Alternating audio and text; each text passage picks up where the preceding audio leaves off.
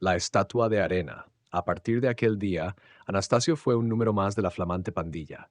El más tímido sin duda, el más oscuro, el menos audaz, pero aureolado de un evidente prestigio, nacido del rasgo estupendo de su denuncia aquella tarde entre los setos de Ondarreta. El temor a ser despreciado, considerado en menos o a ser objeto de bromas crueles por parte de sus bárbaros amigos, le duró muy pocos días. Le trataban como a uno más, y hasta creyó percibir por parte de Enrique cierta deferencia hacia su insignificante persona. Anastasio no se lo explicaba, pero era así. Tal era el ascendiente ganado con su primera y felicísima actuación. Por otro lado, no todos los de la pandilla eran tan bárbaros como a primera vista pudiera parecer. Andrés era un alma bendita, cuya principal característica era decir a todo que sí, encontrar estupendo cuanto hacían o proponían los demás, reírse más que ninguno con los chistes de los otros y no interrumpir jamás las conversaciones ajenas, si no era para afirmar que lo estaba pasando muy bien. ¿Qué iba a decir yo? Insinuaba cuando pasaba un ángel o eran las -20, porque es preciso decir que cuando se producía un alto en la conversación o en las risas, que había un paréntesis de silencio en medio del alboroto general, se afirmaba, no se sabe exactamente por qué, que eran las -20 de la hora que fuera, o que había pasado un ángel sobre ellos. ¿Qué iba a decir yo? Repetía Andrés. Ah, sí, que lo estoy pasando en grande. Javier era más complicado. Tú llevas una doble vida, solía decirle Enrique. ¿Dónde estuviste ayer? Por ahí. Y no había quien le sacara más. Era reservón y no hablaba nunca de sí mismo, ni de sus padres, ni de sus hermanos. Y eso que tenía 10. Cuando venía a cuento, era tan alegre como el que más y bastante considerado por todos, porque era el único capaz de enfrentarse con Enrique, cosa que no hacía casi nunca. Pero cuando lo hacía, se le adivinaban contenidas las ganas de pelear. Enrique le vencía siempre saliéndose por peteneras y le desconcertaba con un chiste o con una broma que arrancaba la carcajada a los demás, obligando a Javier a seguir el camino en que era más torpe, el de la guasa. Pero a veces se le notaba una tensión especial, una mal disimulada soberbia, una secreta rivalidad con cuantas cosas le rodeaban. Era pésimo estudiante, pero entendía de cosas que ninguno había estudiado, como mecánica y electricidad. Con solo oír el ruido de los motores, sabía de qué marca era el avión que cruzaba sobre su cabeza, y en cuanto se lanzaba al mercado un nuevo tipo de automóvil, comentaba las mejoras introducidas por la fábrica respecto del modelo anterior. Casi todos los de la pandilla sospechaban que Javier no había leído en su vida más que un libro, una colección de historias de fugas de prisioneros durante la Guerra Europea. Se sabía de memoria y se entusiasmaba con el ingenio de unos y otros para planear y conseguir una escapada que parecía imposible realizar. Fuera de esta lectura y de la ciencia infusa sobre motores, infusa porque todos sus libros de ciencia, incluso la física, llegaban sin haber sido abiertos a la época de exámenes, mantenía una ignorancia supina en el resto de las artes y ciencias humanas y divinas. Aparte de las apuntadas, sus virtudes escolares eran tirar piedras con asombrosa puntería, considerar como señal de inequívoco afeminamiento cualquier veleidad poética y tardar unos segundos más de lo corriente en entender los chistes. Pero cuando los entendía, era tal la risa que le entraba que sus carcajadas tardaban también en apagarse más tiempo que las de los demás. Javier era el más alto de todos, y a pesar de tener 14 años, uno menos que Enrique y uno más que Anastasio, era el único que se afeitaba. Cuando andaban juntos paseando, Anastasio evitaba ponerse junto a él para no parecer, por contraste, más niño de lo que era.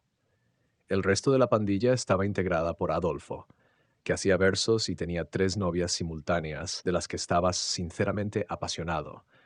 Leopoldo, que estaba siempre al tanto de las últimas novedades en materias lascivas y de las últimas creaciones del lenguaje en temas procaces.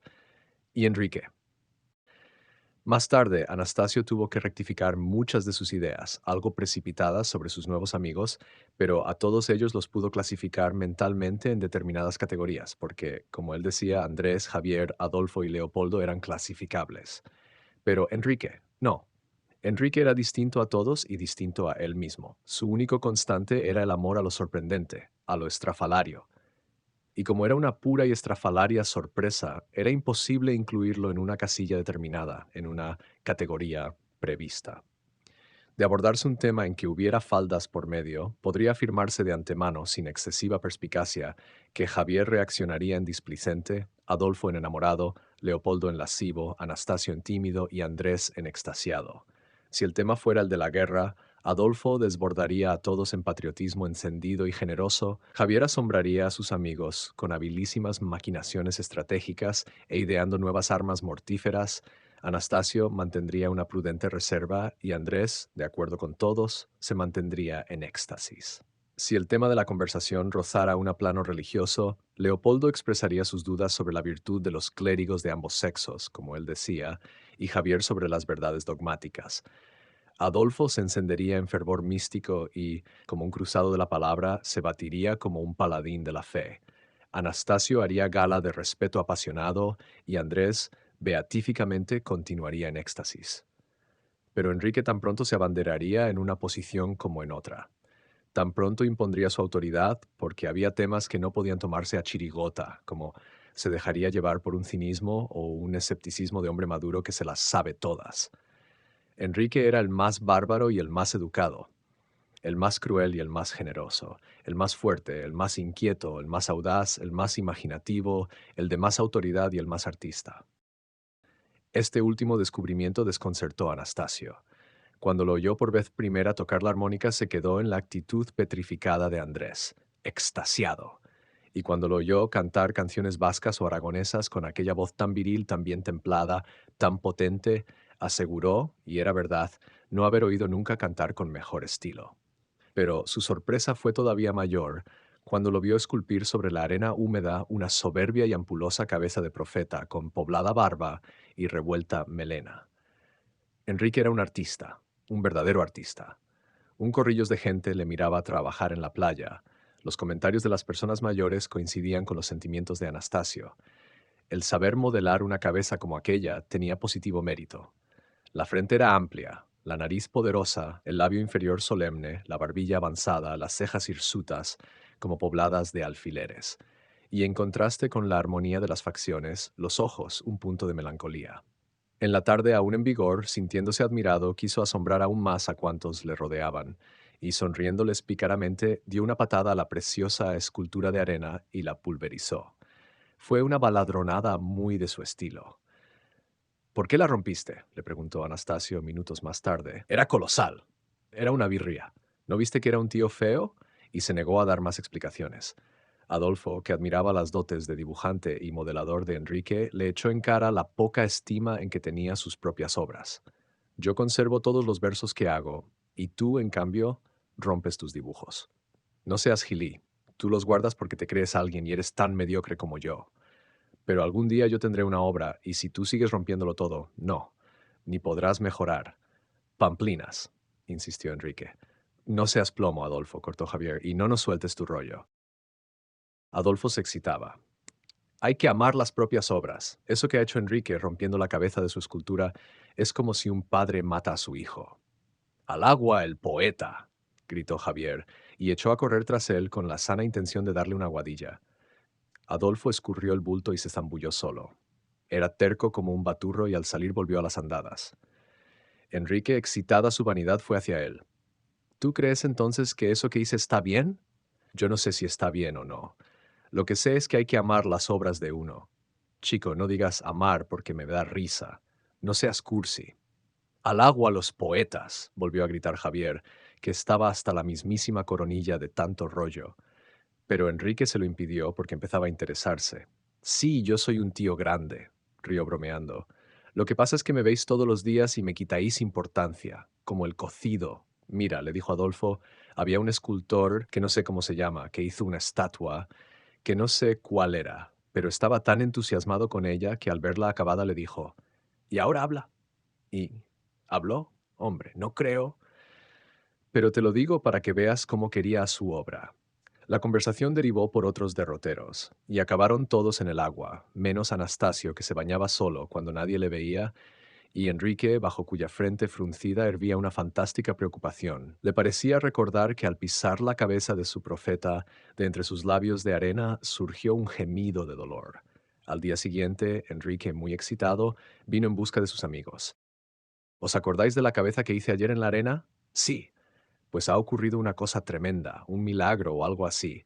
Es como para volverse loco. Seguidme y veréis. ¿Pero qué tontería es esa?, interpeló Javier, a quien todo lo milagroso o extraordinario le daba 100 patadas. Ha revivido. Mi cabeza ha revivido, continuó Enrique sin un asomo de broma en su expresión. He creado un ser vivo, sin saberlo, sin quererlo. Todos corrieron hacia donde Enrique les decía. ¿Aquella estatua que me dijiste ayer, habló o no habló?, preguntó Enrique a Adolfo mientras avanzaban. Eso ya no lo sé. Se me ha olvidado. Pues esas cosas no deben olvidarse, hombre, replicó Enrique en son de reproche. Mi estatua no sé si habla, pero se mueve. Llegaron a grandes zancadas al malecón de piedra que bordea el monte Higüeldo. Corrieron a lo largo de todo el camino y alcanzaron el último límite del paseo, donde las rocas de la costa forman junto a una muralla que contiene el mar una gran rotonda de piedra. A pesar de la proximidad de Ondarreta, aquella rotonda formaba el último extremo urbanizado de la ciudad. A la derecha, lejanas, las casas de San Sebastián, apretadas sobre la bahía como una sarta de perlas amontonadas junto a la concha abierta de una ostra gigante. A la izquierda, la costa abrupta, salvaje, en permanente lucha con los latigazos del mar. Cuando la pandilla llegó a este lugar, un pescador de caña recogía sus bártulos y se retiraba. Fuera de él no había nadie, o al menos no se veía a nadie. Enrique ordenó a todos con un gesto que guardaran silencio y señalando a unas rocas próximas les dijo: «Ahí le tenéis». Todos siguieron con la mirada la dirección que Enrique les indicaba y vieron, no sin asombro, el cuerpo tendido de un hombre. «¿Está muerto?», preguntó Andrés, a quien, como Enrique, le gustaban las soluciones extremas. No, se acercaron cautelosamente. Estaba tendido boca arriba sobre las rocas, con la cabeza inclinada sobre un atillo. Parecía un mendigo por su extremada pobreza, pero en cualquier caso el más estrafalario de los mendigos que hubieran visto nunca. Iba calzado con sandalias, prenda no usual entre los de su clase, y sus pies se veían llenos de pequeñas heridas y deformaciones. Vestía pantalón y chaqueta como un señor, pero tan haraposos que no había 2 palmos seguidos de ropa sin roturas, remiendos y parches. No llevaba prenda alguna bajo su chaqueta abierta, de modo que se veía la piel lacia y blanquísima del pecho, apenas cubierta por un breve vello rubio y rizado. La cara sanguinolenta estaba surcada por arrugas profundísimas, y sus barbas, cejas y melenas eran tan espesas y de un color tan desvaído entre blanco y amarillo que le daban un vago aspecto de cromo o litografía desgastada. «Aquí le tenéis», dijo Enrique de nuevo, pero con ánimo y tono de quien pronuncia una sentencia definitiva. «¿Y este tío quién es?», preguntó Javier, que no entendía nada de nada. «¿Cómo que quién es?», replicó Enrique indignado. «La estatua que hice ayer sobre la arena». Automáticamente los de la pandilla se dividieron en 2 bandos, los que sintieron ganas de reír y los que sintieron ganas de correr. La semejanza del viejo, mandíbula agresiva, nariz potente, cejas de acero, con la cabeza esculpida la víspera por Enrique sobre la arena, era en verdad extraordinaria, o al menos así se lo parecía a ellos. Salvo Javier, que era un escéptico, quizá por ser el más ignorante, todos los demás abrieron de par en par las puertas de la imaginación, y se dejaron arrastrar con un regustillo morboso por el desasosiego de la fantasía. «Pero tú ayer hiciste solo una cabeza sin cuerpo», replicó Andrés. «Ahí está el milagro», respondió Enrique sin inmutarse. Los de la pandilla formaron semicírculo en torno al viejo. «Estáis todos como cabras», protestó Javier. Ninguno le respondió. Andrés murmuró casi en un susurro: es él, no hay duda. Ayer solo le faltaba el color». Hubo un silencio muy largo. Solo se oía rítmico y monótono el ruido de las olas, que al retirarse para avanzar de nuevo sobre las rocas semejaba la gran respiración de un ser vivo. De pronto, un barco invisible dejó oír, lejano y apagado, el mugido de vaca marina de una sirena, y el viejo se estremeció levemente como en sueños, estremecimiento que recorrió sin dejar una la columna vertebral de los fantásticos amigos. Enrique, muy bajo, preguntó a Adolfo: «¿Cómo era aquello que le dijo aquel tío a su estatua?». Le dijo: «Y ahora, habla». La estatua era de mármol, representaba a Moisés, pero de lo que no estoy muy seguro es que fuera de Miguel Ángel. «Eso da igual», dijo Enrique, y volvió a su primera y contemplativa posición. «Vámonos de aquí, esto es estúpido», insistió Javier. Pero Enrique ya se había inclinado sobre el mendigo para decirle muy bajo: «Ahora, habla». El viejo dio un suspiro, seguido de un breve gruñido, y siguió durmiendo. Volvió entonces a oírse, misteriosa y cercana, la respiración del mar. Un sobresalto colectivo, mezcla de emoción y de terror, sacudió a los muchachos, incluso a Javier, que dio un paso atrás. Me parece que tienes miedo, le dijo Leopoldo al oído. Enrique volvió a inclinarse sobre su estatua de carne. Habla, habla, y sopló sobre él como Dios lo hiciera en el paraíso sobre el barro de Adán. Ahora fue Adolfo el que se impresionó. Miguel Ángel no sopló, comentó en voz baja, sino que le dio un martillazo en una rodilla. Pues no se lo digas, replicó Javier, porque este parte una pierna. ¿No veis que está loco? Enrique soplaba cada vez con más fuerza y el viejo se despertó. Abrió primero un ojo, después el otro. Levantó la cabeza, irguió el cuello, se restregó los ojos y miró con estupor a aquel muchacho que sentado frente a él le miraba con un gesto de infinito asombro. ¿Y ahora? Habla, repitió Enrique, misteriosamente en tono confidencial. El mendigo cruzó los brazos sobre el pecho, meneó la cabeza de un lado a otro y no dijo una palabra. Enrique, sin dejar de mirar a su hombre, llamó otra vez a Adolfo en su socorro. ¡Adolfo, Adolfo! ¡Ven! Adolfo tragó saliva y se acercó. ¿Esa estatua que dices habló o no habló? Tienes que acordarte. No estoy seguro, exclamó Adolfo compungido. Creo que no, y se retiró a su sitio. Enrique dejó caer los brazos con desaliento. No hay nada que hacer, soy su padre, y no me habla. El viejo no entendía una palabra de las que decía aquel mocoso que afirmaba ser su padre. Su rostro se inundó con una sonrisa llena de bondad y abriendo manos articuló estos sonidos sorprendentes. Ich verstehe nicht, was du redest. Enrique se volvió hacia sus amigos con el rostro iluminado por el triunfo. ¿No era todo aquello una confirmación de sus suposiciones? Si la cabeza que había esculpido la víspera era la de un profeta, era lógico que al cobrar vida no supiera hablar el mismo idioma que ellos, sino el idioma de su lejana tierra y de su tiempo. Andrés tradujo a palabras el pensamiento de Enrique. Es un profeta de verdad. Esa lengua ya no existe. El viejo miraba a unos y a otros desde el fondo de sus azules ojillos.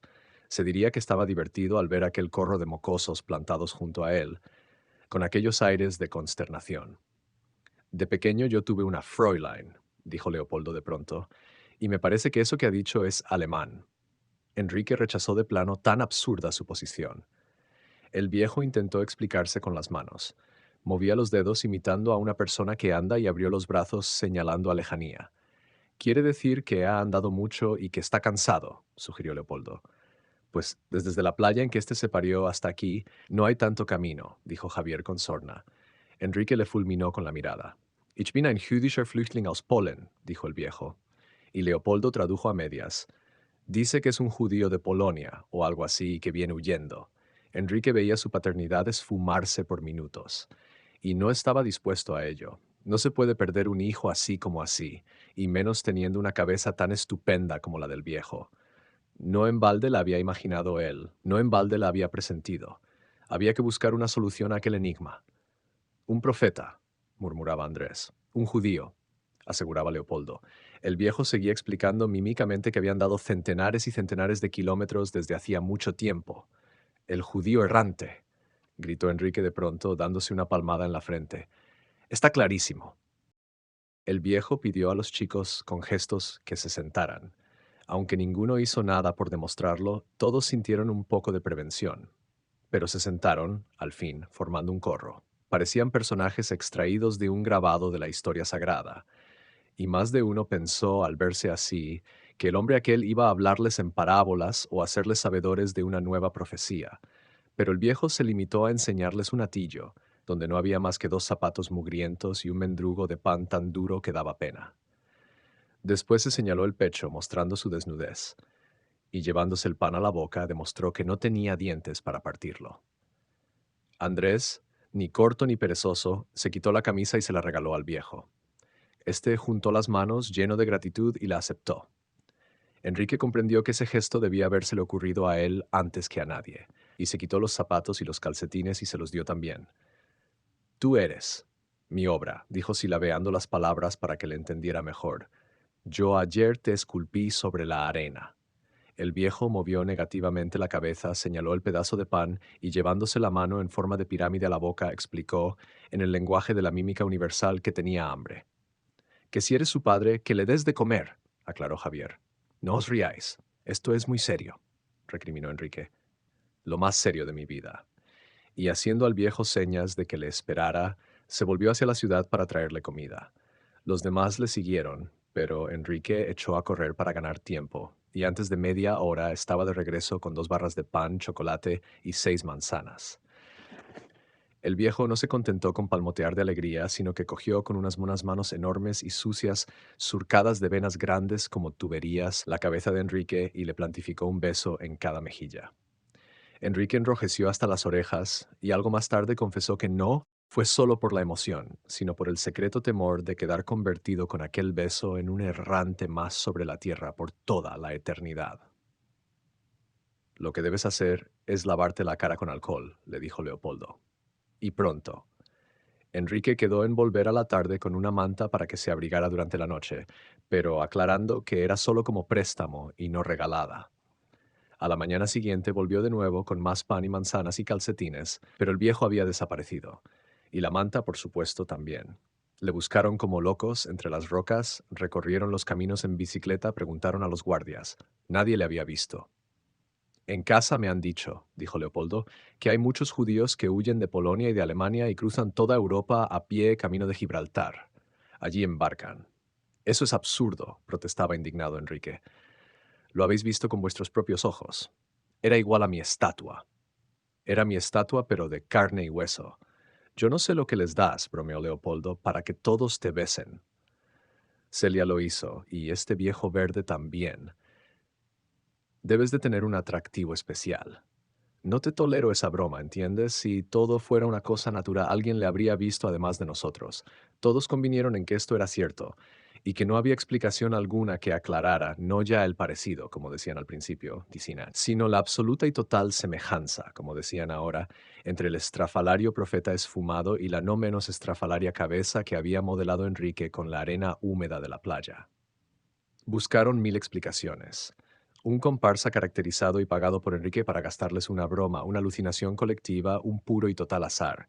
Pero nada de esto les convencía. Lo comentaron en sus casas. Alguno hasta lo consultó con su confesor.